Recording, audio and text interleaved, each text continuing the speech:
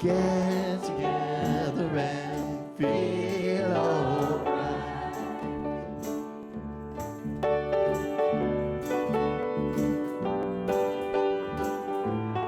One heart,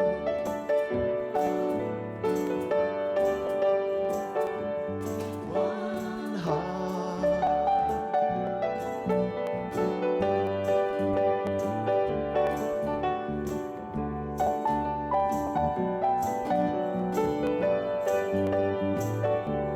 Talking about one love, one heart. Let's get together and feel alright. One love, one heart. Let's get together and feel alright. Together and feel alright.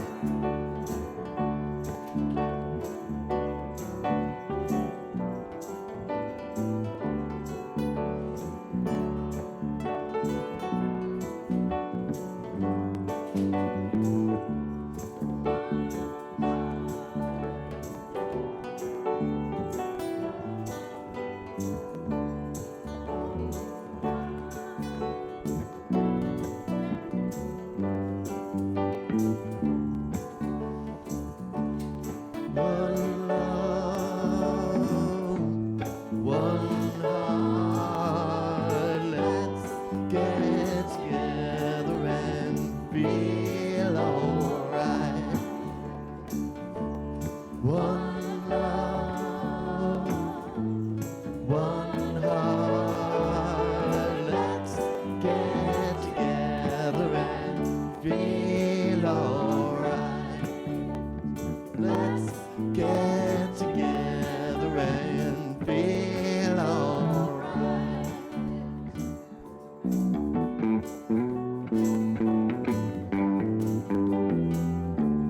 One love,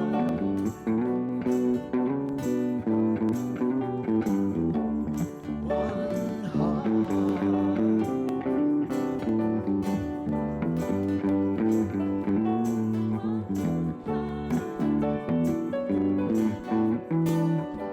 All right, last time, bud. There you go. One love, one heart. Let's get together and feel alright. One love, one heart. Let's get together and feel alright. Let's get together and feel alright. Get together and feel alright.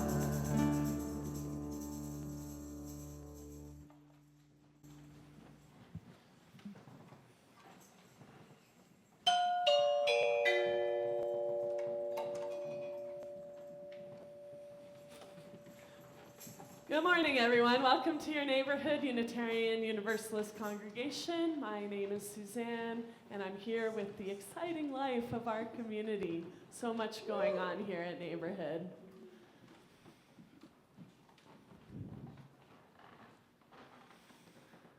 Join a potluck group, meet some new friends. We're looking for a few more people to host some meals in your home or maybe even here at NUUC. You pick the time, everyone else brings the food. Sign-up sheets are under the TV screen in the cappuccino room.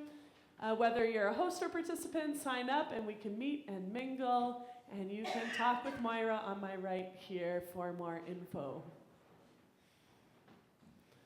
Rev Sally is looking for long-term housing starting May 1st. That means a house without other occupants. Do you have any leads? Contact transitions@nuc.ca. Active Hope small group is starting up again, second round on Wednesday evenings between April 16th and June 25th. Sign-up sheets in the cappuccino room. The first group had too many, that's why we're having a second. And you need to sign up because there's a meeting that takes place with you and the facilitators before the group starts. So if you're interested in helping find ways to manage, how could I say this? Like build resilience and hope during the climate crisis. This is the group for you. And Gwen is here today. You can talk to Gwen, who's co-leading that group, for more information. Coming up is a concert with spirit singers from UFT, our own spirit choir, and Common Thread Community Chorus, singing in support of NIA Center for the Arts, who's a nonprofit that supports, showcases, and promotes an appreciation of arts from across the African diaspora. This is Sunday, April 6th. Doors open at 6:30, concert at 7. All donations go to NIA Center. And if you plan on attending or not, we need some bakers to help out to send the spirit choir to camp. So during that concert, we will have a bake sale, and all the money from the bake sale goes to make sure all the spirit choir members can make it to our annual choir retreat. So we're looking for some folks to bake for us to support the choir and to work at the table during the concert on April 6th. If you can help either role, please speak to Allison. And next Sunday, we continue to explore interdependence with Love at the Center on our Community Wisdom service. We will be the speakers. Rev Sally will be here. Music will be provided by our friend Eve Goldberg. Kurt Thompson will be service weaving. And Julia is off today, but she will be back to do Time for All Ages next week.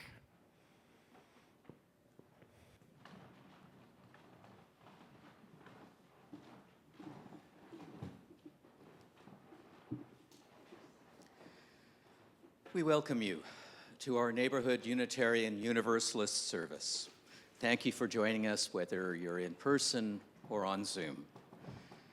This land is the territory of the Mississaugas of the Credit and has been lived on by the Wendat, the Anishinaabeg Nation, the Haudenosaunee Confederacy, and more recently other First Nations, Métis, and Inuit peoples.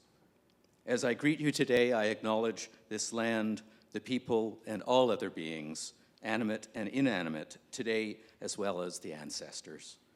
This area has been the place of communities coming together for over 15,000 years. My name is Gordon Thorne. I am your service weaver this morning. We start today's service by creating sacred space. So to help us all stay undistracted in sacred space, please silence your phones now. I have a cool little theater remote on mine. You may have a switch or a volume control or a do not disturb toggle. Please do one of those now.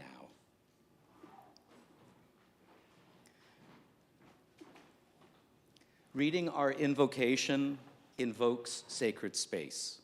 It's a verbal acknowledgement that from this point on, we each support each other in being the best versions of ourselves. Please read it now with me. Let us cast the circle of a sacred space here. Let us cast the circle of a cherished space here. A space of safety, a place of forgiveness, a place of love. If we want the world to change, we must craft in our space and in ourselves the seeds that grow a different kind of life. A life of graciousness, of creative intelligence, a place of life and spirit for ourselves and our families. The chalice is the symbol of our faith, and this morning I ask Gwen Showerteak to come up and light it for us. Instead of lighting it anew, we are taking the flame from the children's flame and then passing it on to our own chalice. In this way, we may be inspired to keep the children's fire alive in our hearts.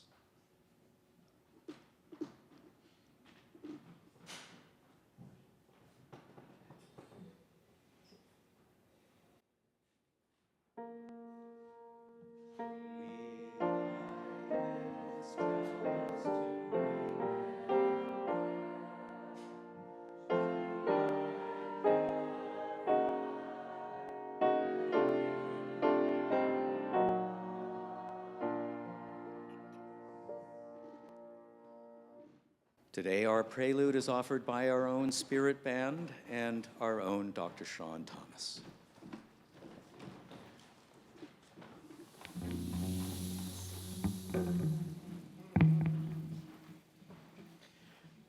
Okay.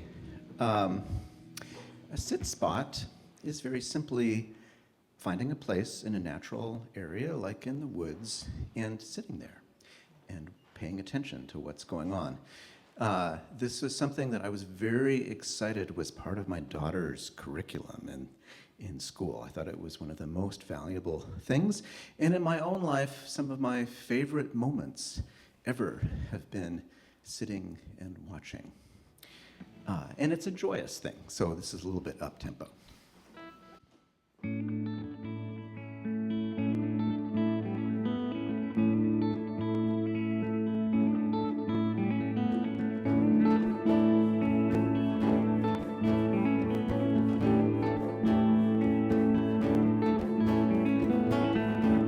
I sit by a tree. I feel the coolness of the ground. Her calm teaches me to listen close to life all around. The rustling leaves reveal white stripes and an arching tail. Bright eyes look at me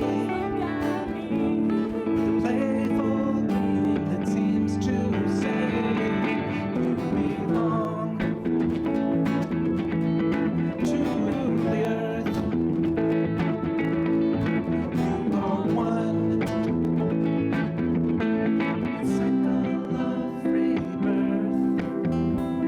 The cycle of rebirth."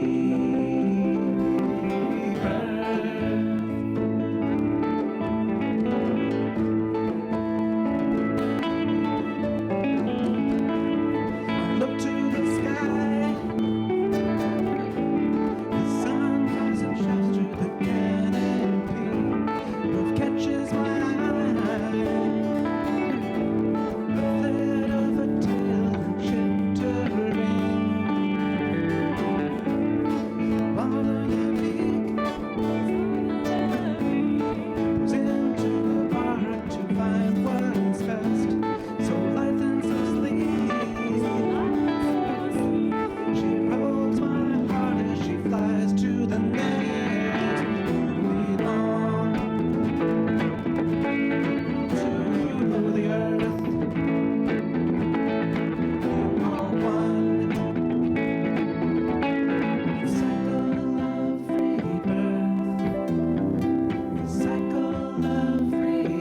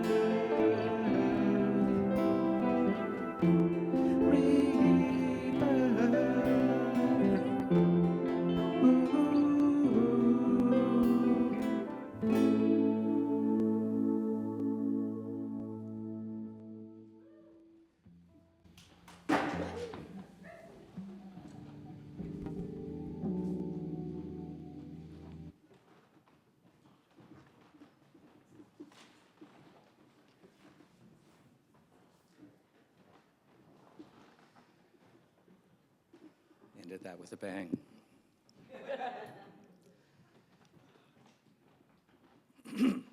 And now we continue in sacred space. We thank all of, excuse me. We thank all of those many staff and volunteers who have created this service. A special welcome to our guest speaker, Kevin Pook, and to Gwen Showerty, who will offer a meditation, and of course, our own spirit band. Our services are live on Zoom and recorded and available on YouTube. The areas at the sides are not camera visible and have quiet spots if you would prefer them. There's a new activity area off to the left for those of any age who are more comfortable listening while doing things. Thanks to the LL staff for this. After service, the youth room and wiggle room are open for those who want a quieter place to talk. Our mission at Neighborhood is to empower spiritual growth and shared action for the care of our world. We are open to many beliefs and learn from many traditions. We welcome all people to our spiritual community. If you're visiting us in person for the first time, we welcome you and encourage you to stay after service at coffee time. So take a red mug. It's a signal you might be open to conversation and knowing a bit about our community. Our services may vary from week to week, so we encourage you to sample several to get a better feel for who we are. Our theme is interdependence, one of our Unitarian shared values signified by this interlocking slide. No one is an island. This is a common quote, but personally, I know that I lost touch with community as I made my way in the world and strived to forge my identity. I thought I could do it all by myself, with only the support of my partner. At a certain point, we realized that we were missing the benefits of community, the ability to see yourselves through the eyes of friends, the ability to grow spiritually in a supportive environment. That support in tough times. We cannot do it all alone. And this is why Michelle and I went in search of community 17 years ago, and we found it in this spiritual community we call Neighborhood. In the words of Pamela Rumanchik, why community? To remember that one is not a whole number, that we need both roots and wings, that strength comes from relationship and mutuality, that we know life in and through one another. So, in a few moments, it will be time to greet your neighbors. After you've greeted a few neighbors, you turn to the camera at the back and offer a greeting to those who are joining us virtually. Suzanne will sound a chime to end. So now, take a moment to greet the neighbors around you.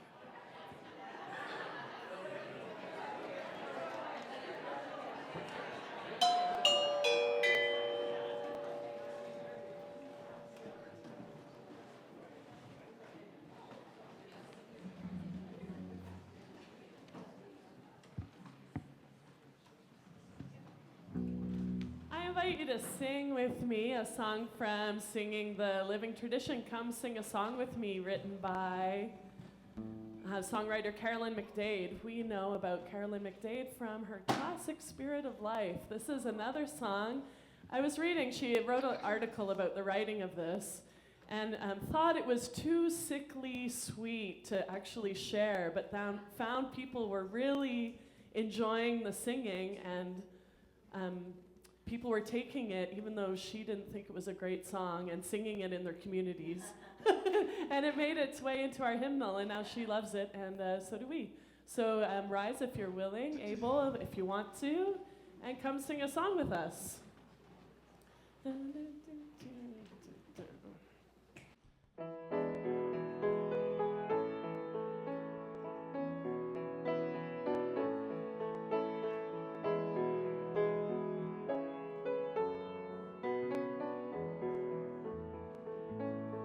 Come sing a song with me. Come sing a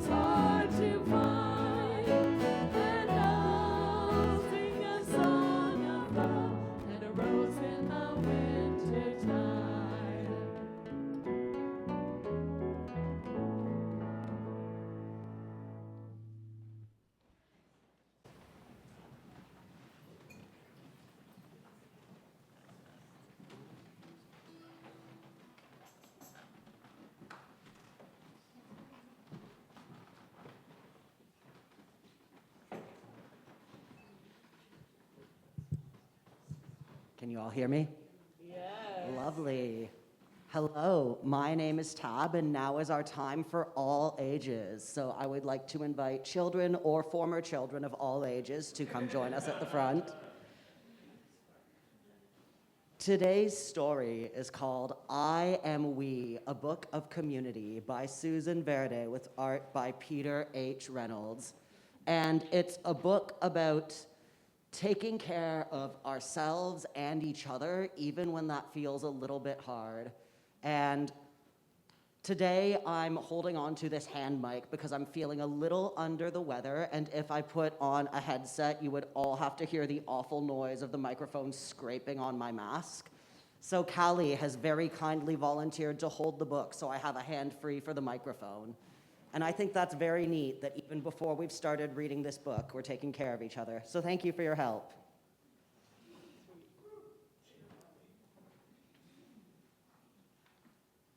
I Am We, a Book of Community.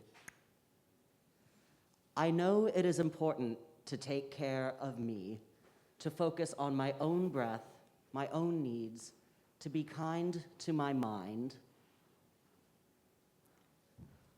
Sometimes I wonder, is that selfish? How does caring for myself help anyone else?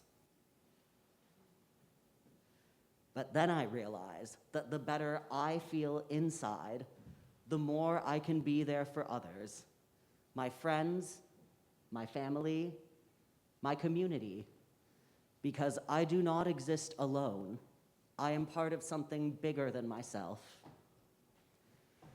And when we each take the goodness and self-compassion inside and turn it outward, that is how we make progress and change. What do you see this person taking inside of them and sending it outward?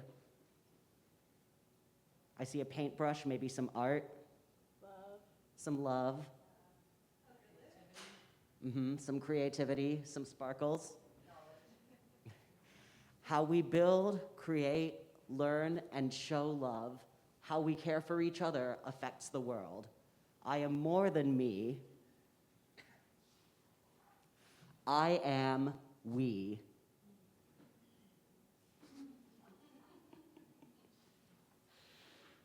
When there are challenges and struggles, I can check on you. You can check on me. We can create a safety net so no one falls. That cat doesn't look scared at all.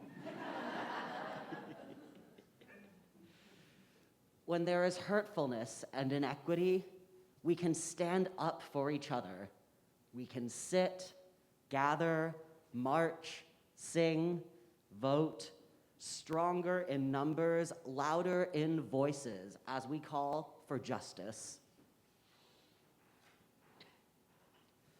When there are differences in thoughts and opinions, we can have a conversation, listening, disagreeing, and agreeing with gentleness, finding the right solution for all of us. When there is shyness and a feeling of not belonging, we can be the welcoming committee, interested and thoughtful, making sure there is a place for everyone. I think this picture looks a little bit like neighborhood.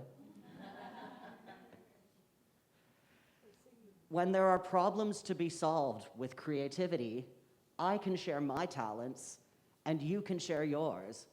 We can combine our skills and ideas to dream up something spectacular. When there are good times, successes, and joy, we can celebrate, show our excitement and pride, and encourage each other to keep on rising. Connection is how I grow. Connection is how we grow. Connected is what we are, part of a worldwide community, diverse and magnificent, kind and accepting, supportive and present. All of us important, none of us alone. I am not just me, I am we. And if we put our heads and our hearts together, if we keep on caring for ourselves and each other, everything is possible. And now I'd like to invite the children to come with me to see what's possible in the Rainbow Room.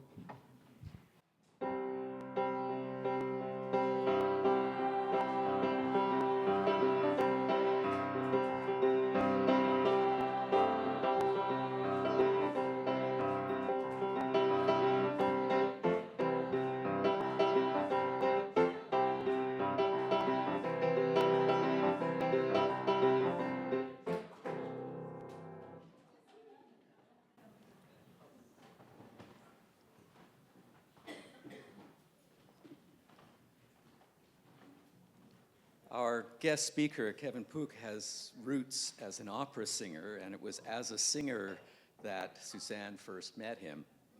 He then graduated from George Brown College with a diploma in recreational management in gerontology.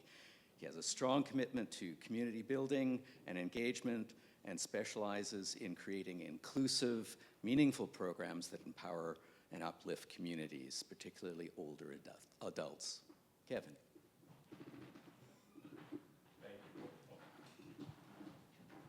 Thank you, Gordon. Thank you. And thank you to this wonderful community for welcoming me. Thank you to Suzanne. Thank you to Gordon.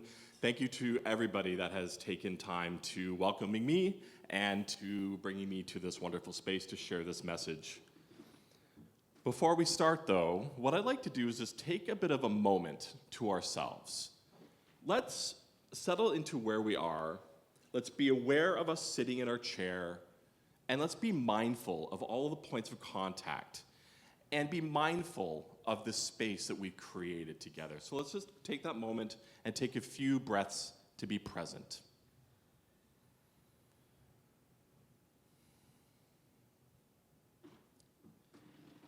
Today, I want to reflect on two very powerful principles that shape our lives: interdependence and community. Now, these truths remind us of our need for one another and the importance of building relationships that uplift and sustain us. So we're going to talk a bit about that today. We're going to do this by examining the foundations of interdependence. We'll talk about the power of community. We'll do some takeaway lessons on community, and then I'll end with a bit of a call to action. So first thing I'd like to talk about are the foundations of interdependence. So we've heard this phrase a couple of times today, but who here has heard the expression, no person is an island? Excellent. So that pretty much sums up my talk today, so thank you for having me, and we'll see you next time. No, you don't get rid of me that quickly. I want to talk about a former roommate of mine. My roommate, he was American, and he was staunchly libertarian in his beliefs. He would criticize all aspects of our Canadian socialist system and our culture. So I normally don't engage in people that think in those terms because he was very, very set in his ways. But one day I decided, you know what, I just want to kind of challenge him a little bit on this. He's very libertarian. So I asked him, I said, so you must have went to a private school then growing up. And of course he looks at me and he didn't even miss a beat. He smiled and he goes, oh no, I didn't. I went to public school. And I just looked at him and he didn't have any sort of concept of the irony in that statement. He also criticized our universal healthcare system as well. But again, it wasn't until he needed it himself that he was able to be open about our community. So I use that as an example because no person does it on their own, right? So we are interdependent on each other from birth to death.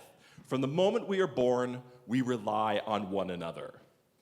As infants, we rely on our caregivers for survival. And as we grow through the different stages of life, this dependence then evolves beyond our caregivers. It includes our educators, it includes our healthcare professionals, our intimate partners, our children, and of course, our community here as well. Even the most independent among us cannot escape our connection to the larger world. And think about that for a moment. Think about how each of us here are connected through the air that we breathe. On this planet, we share an atmosphere. This atmosphere connects every single one of us, all living beings on this planet. We are all breathing the same air. Think about the food that we eat, how it gets to our tables, from where you grow it to getting it into our stores and into our tables. How many people are involved in that process? How about the homes that we live in? The homes that we live in, do they just spontaneously appear? No, they're built by specialists, they're built by people. Think about the countless interactions that we go through in every single day of our lives. From getting up in the morning to going to grab our coffee at Second Cup, we're always connecting with people. We're always talking with people. We're always dependent on other people. So everyone plays a different part in our daily lives. And we do see this very, very clearly in nature. So I want to talk about a group of trees that exist in the Fishland National Forest in Utah. It's a group of trees called the trembling aspen. So this forest has been found to be the largest living organism on Earth. It's not the tallest or the biggest tree. It's actually called a stand of trees. So a stand of trees is a contiguous group of trees that are relatively uniform in age, species composition, and structure. So this stand of trees covers an area of over 43 hectares, and it's a collection of 47,000 genetically identical stems. This is said to be one of the largest living organisms because every single one of those stems shares a collective root system. Now, the average trees are about 130 years old, but the root system, 80,000 years old, making it the oldest living organism. So forests, of course, appear as individual trees, standing very, very tall. But what's happening beneath the soil? Beneath the soil, the roots are connected by a vast network of fungi. They're sharing nutrients, they're sharing signals. Each tree depends on the other to survive, just as we depend on one another to thrive.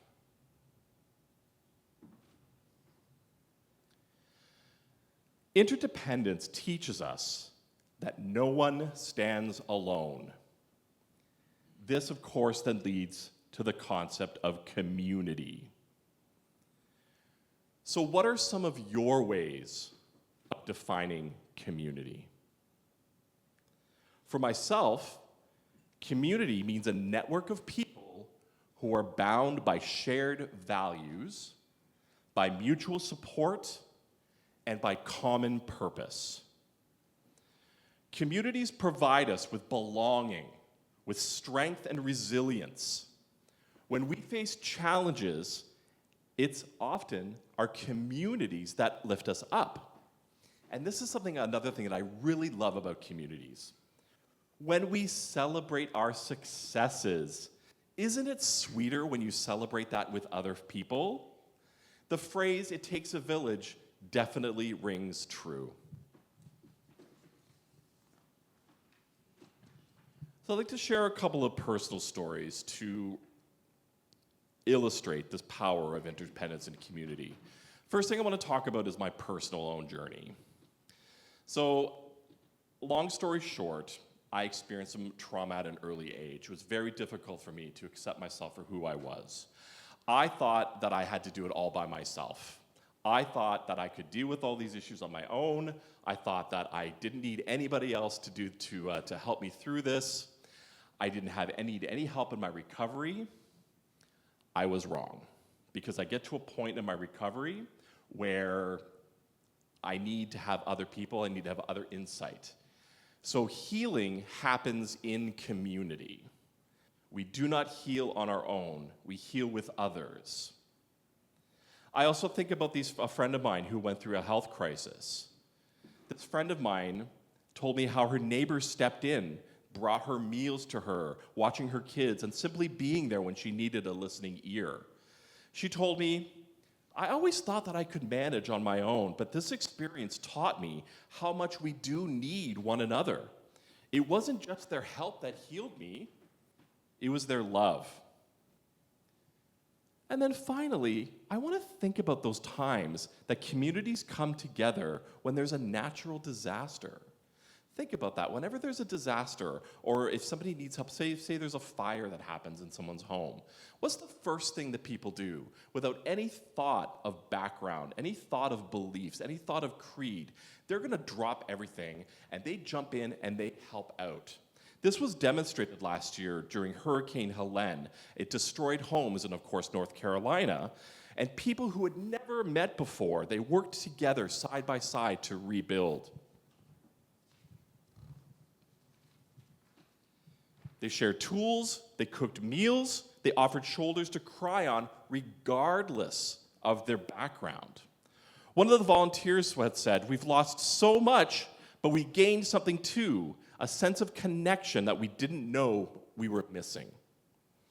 So that happens, right? If there's a disaster, the first thing that we do as human beings is to go and want to be of help. Most people, I'm not going to say everybody, but for the most part, our instincts are to jump in and help.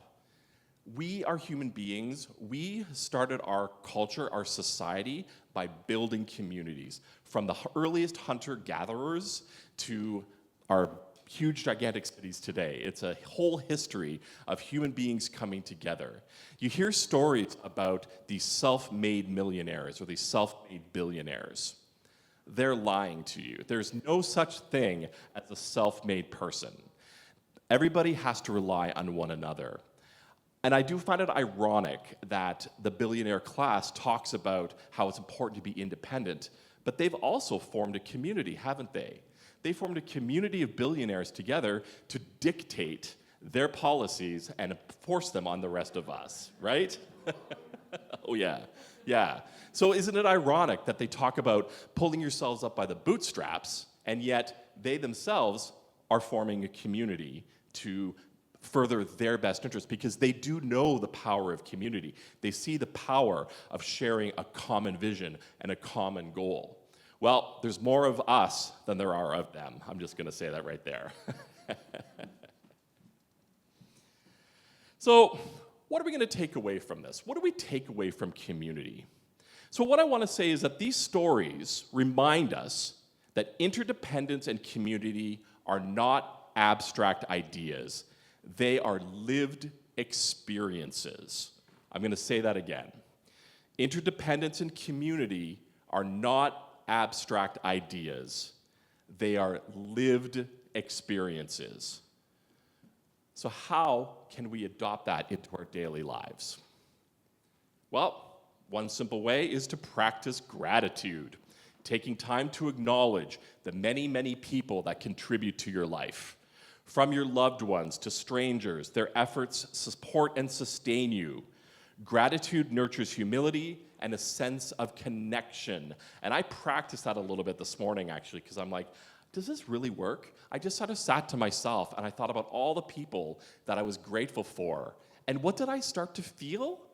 I started feeling that the people that I was grateful for were close to me, that they were connected to me, even though I was not physically with them.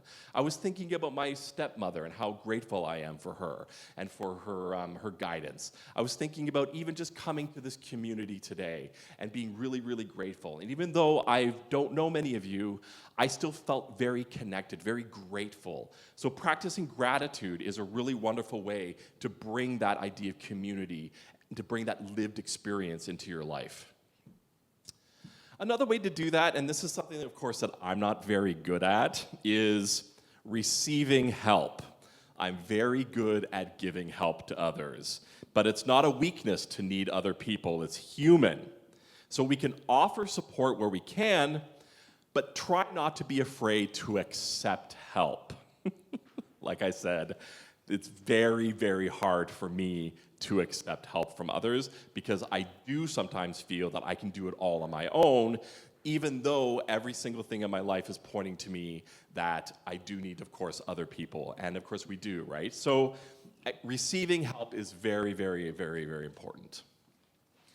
One thing I didn't really want to focus on today, because we're hearing about it all the time, is about how we're living in a time of division. There's so much division happening. Well, that might be true, but true community transcends those boundaries. So I encourage you to seek to understand those who are different from you and are working to create connections that unite rather than divide. Now, I'm not saying that you need to, we talked earlier about community being a shared values, right? So there are folks out there that are very staunch in their beliefs, and they believe that what their worldview is needs to be imposed on everybody else. There's no flexibility, right? But I would like to suggest that those folks, that is an extreme response. Most people would be willing to build bridges with you. So let's try to seek to understand those who are different from us. Let's work to create those connections. Let's work on uniting ourselves. Someone had mentioned before about how there are way more of us than there are of the rule. Oh, that was me, actually. Who was that exactly? Yes. So we are stronger together. I mean, it's a cliche, but it's a cliche for a reason, right? We are being made to feel that we don't have any power. But we have power. There's a lot of power in this community. There's a lot of power that we have, not just as individuals, but coming together towards a common shared dream and a common shared goal. And then finally, another way to bring this idea of community into your life is to invest in the relationships that you have. Strong communities are built on strong relationships. And even in my short time that I've spent here, I can see those beautiful, strong relationships and those bonds that have formed, not only in this community, but also in other communities that I've been a part of. And it's the relationships, it's the fostering those relationships that is really important to be able to share that and to build upon that. So take time to nurture the bonds in your life, whether it's with your family, with your friends, or with your neighbors. I'm almost done. So as we leave here today, I encourage each of us to reflect on the ways that we can strengthen our connections to one another. Let's be like the trees in the forest, sharing and supporting, unseen but vital.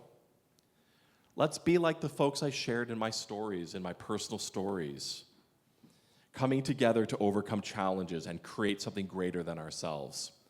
Together, we can build a world where no one feels alone, where every single person is valued, and where our collective strength becomes a source of hope and inspiration.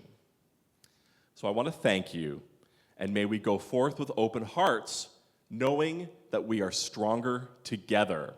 And in the words of my favorite artist, Josh Tillman, aka Father John Misty, each other's all we've got. Thank you.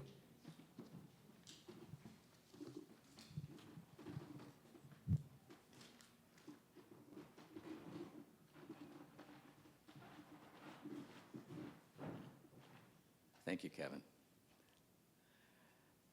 I was quite pleased to see that Gwen Chowerty is one of the leaders of the Active Hope group. She's a relatively new member here. Gwen, would you like to lead us in meditation?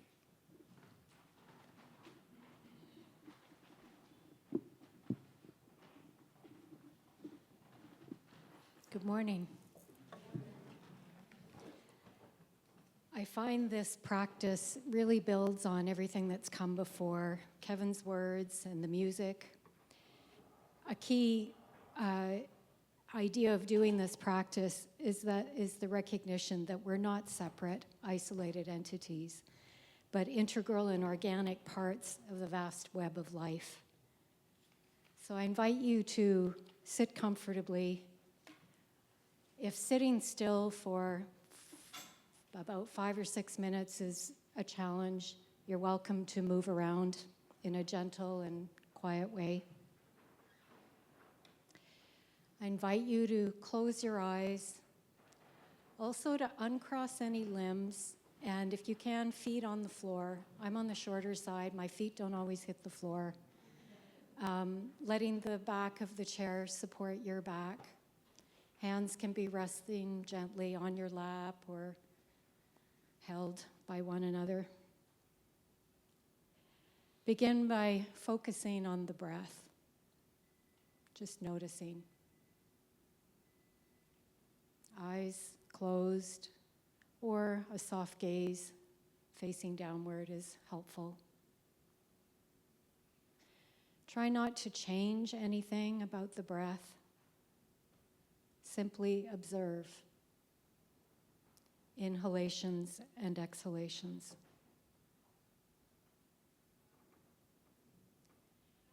Notice the sensations in the nostrils, the back of the throat, perhaps, the chest or abdomen. Well, for a moment, reflect on how the breath is part of the larger web of life. Imagine that we are being breathed by life itself, just as all living beings are sustained by this vast web of interconnected life.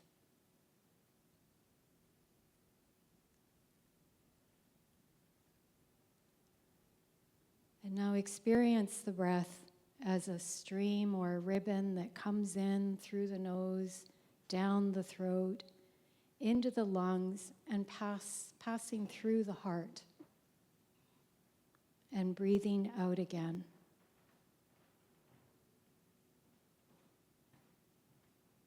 If you want to imagine or visualize, seeing it as a stream or a ribbon can help.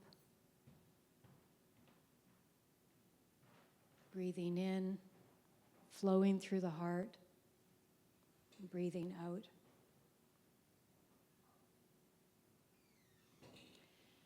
And now as you exhale, see this breath flowing outward to reconnect with the larger web of life. See it as one continuous loop within this interconnected system.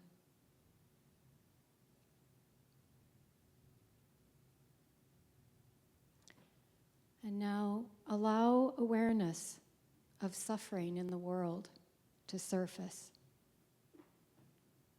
If at any point it gets to be perhaps a lot to handle, or you find yourself tensing up, it's okay to come back to just observing the breath coming in, flowing through the heart, and flowing out. But if you can maybe stay with the images, if it helps focus in on one, feelings and images of fear, isolation, injustice, distress to our ecological world.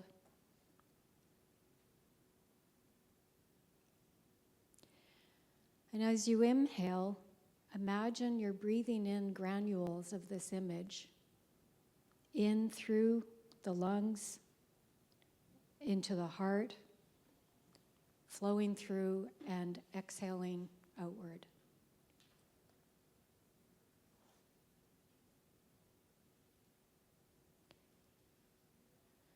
Trust that this process is connecting you with life's healing resources, and that you are not holding on to pain, but letting it flow through you. If you have a personal grief or numbness arise, breathe that in the same way. Know that personal anguish is a part of the collective grief of the world. If you feel an ache or a pressure in your chest, remember that your heart is not an object that can break, but a vast space capable of holding profound emotions. Trust in its resilience as you continue breathing.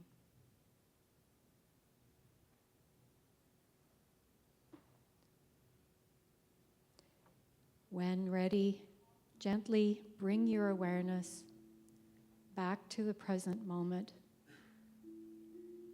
and make a note, reflect for a moment how this practice has strengthened your sense of connection, of interconnection, and belonging within the larger web of being.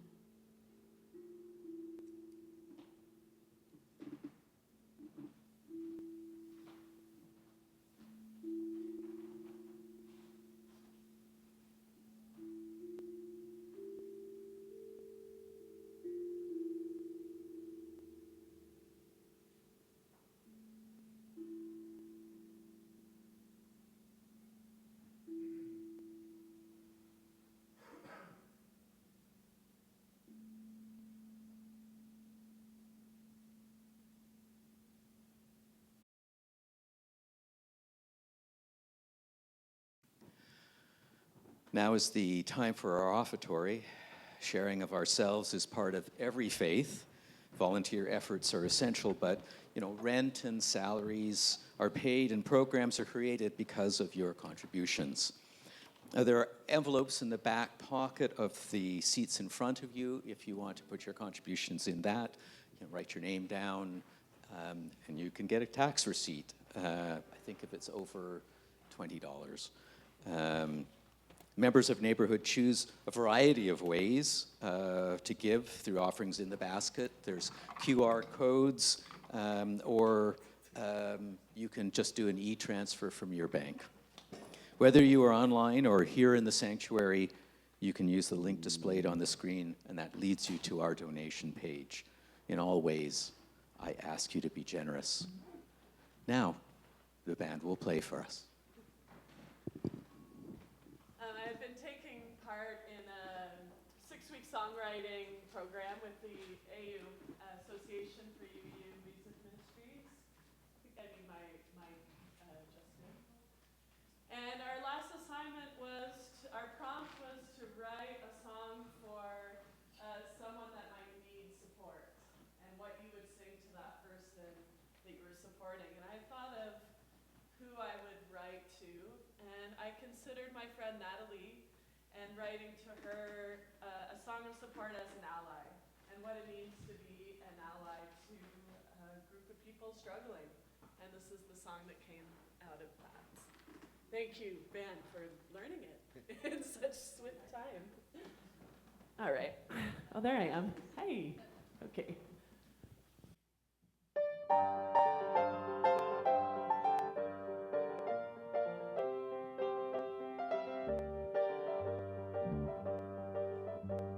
Sometimes we need to stay behind, follow the lead, don't undermine. We are called to listen. We are called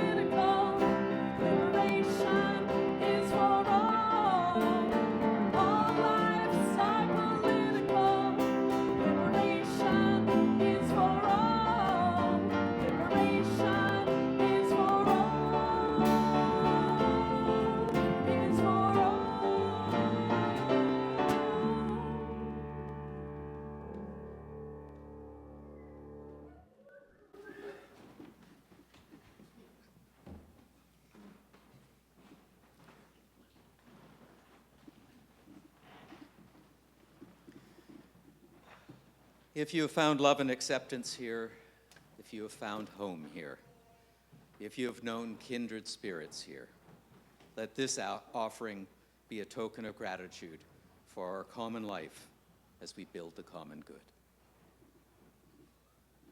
I invite you all to rise if you're willing, to join us in singing a favorite hymn, Comfort Me, as we've been talking about, we need each other.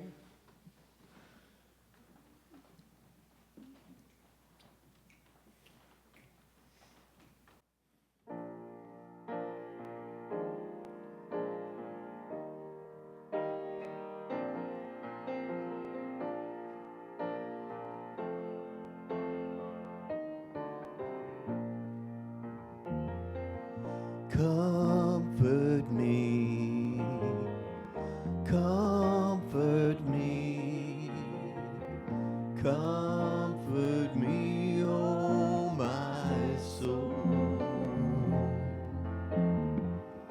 Comfort me, comfort me, comfort me, oh my soul. Sing with me.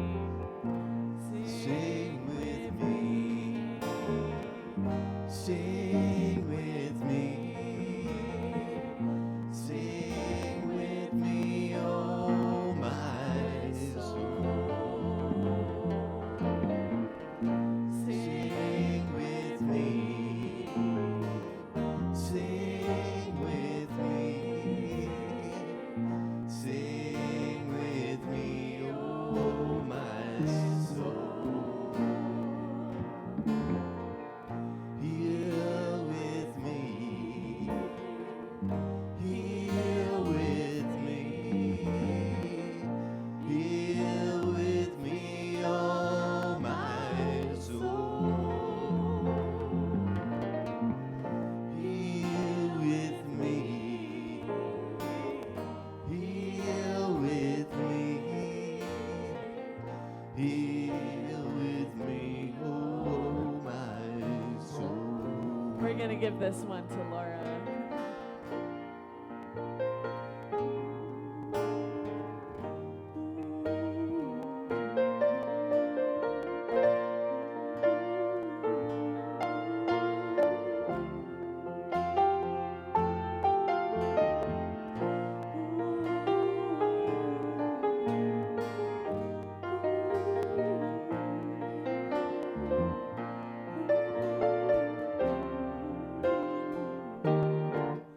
Move with me. Move with me, move with me, move with me, oh my soul. Move with me, move with me, move with me, oh my soul. And comfort me. Comfort me, comfort me, comfort me, oh my soul. Oh, comfort me, comfort me, comfort me, oh my soul. Comfort me, oh my soul.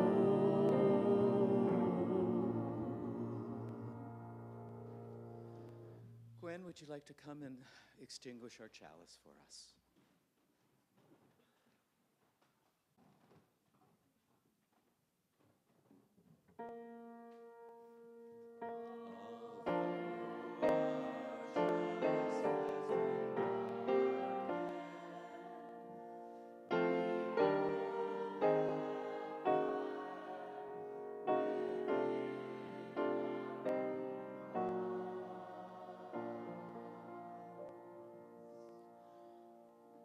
We have a tradition of forming a circle and holding hands to end our service, and I invite you to do that now.